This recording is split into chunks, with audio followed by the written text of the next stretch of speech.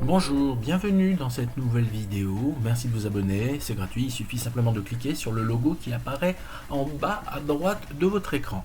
Donc aujourd'hui, nous allons être dans la même continuité, c'est-à-dire nous allons créer un bouton. Et ce bouton qu'on va créer de toutes pièces, on peut mettre n'importe quoi, ça peut être une photo de vous ou quelque chose qui apparaît sur votre écran justement, et il servira de bouton. Et ensuite, on attribuera une macro à ce bouton. En général, quand vous allez sur des sites internet, on vous demande de cocher une case et ça vous permet d'aller dans une nouvelle feuille, dans une nouvelle page de ce site internet. C'est sur le même fonctionnement. Mais là, comme on attribue une macro, ça nous permettra simplement d'automatiser un fonctionnement spécifique que l'on a mis dans une macro. Donc c'est très simple. Vous allez déjà ouvrir, comment on appelle ça, une application qui s'appelle Capture Écran. Donc là, si je devais le taper, je taperais Capture Écran.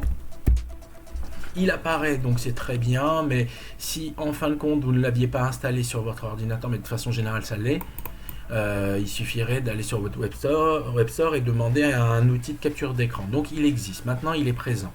Maintenant j'ai envie de créer mon bouton et je veux faire quelque chose de sympa.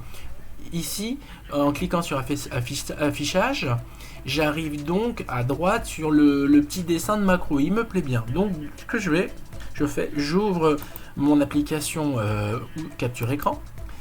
C'est bon, il est en mode de fonctionnement. Je vais ensuite surligner ce petit endroit et il est enregistré maintenant sur mon application, mais je le veux dans mon Excel, donc je fais CTRL V, CTRL-V.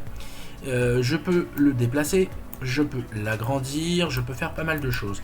Mais j'aimerais maintenant lui attribuer la macro que j'ai déjà rentrée et vous pouvez chercher donc la vidéo que j'ai fait pour savoir comment créer une macro. C'est cette macro qui s'appelle présente et qui permet de faire une présentation à partir de données et leur donner une présentation appropriée sous forme de tableau.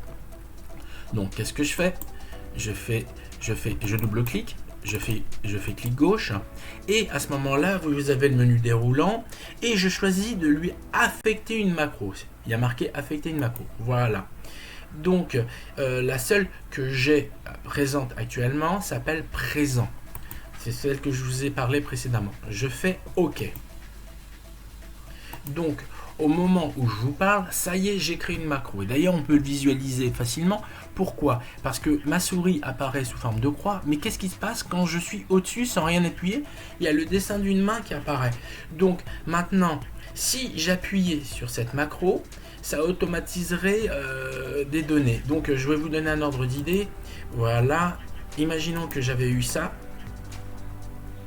Voilà, je fais CTRL-C. Ensuite, je vais sur mon histoire de bouton. Je fais un coller absolument pas esthétique, c'est-à-dire sans rien qui apparaît de façon esthétique. Et j'appuie sur macro une fois. Et vous pourrez constater qu'il y a eu automatisation, pas surtout puisque justement mes paramètres n'ont pas été rentrés dans ce sens, mais j'aurais pu le faire, où en fin de compte ça a été centré, les chiffres bizarres sont devenus des dates, et il y a un titre, en plus il y a une couleur sur le titre, etc. etc. C'est juste dans le cadre d'un exemple. Donc voilà, vous avez créé votre bouton spécial macro et à chaque fois que vous cliquerez dessus, ça activera la macro. Bien évidemment, cela n'est valable que si et seulement si votre fichier Excel a été enregistré pour pouvoir contenir des macros. Donc quand vous enregistrez votre fichier, vous serez sur enregistrer sous et vous vérifiez que c'est un document pouvant contenir des macros. Voilà, merci, bientôt de nouvelles vidéos, à bientôt.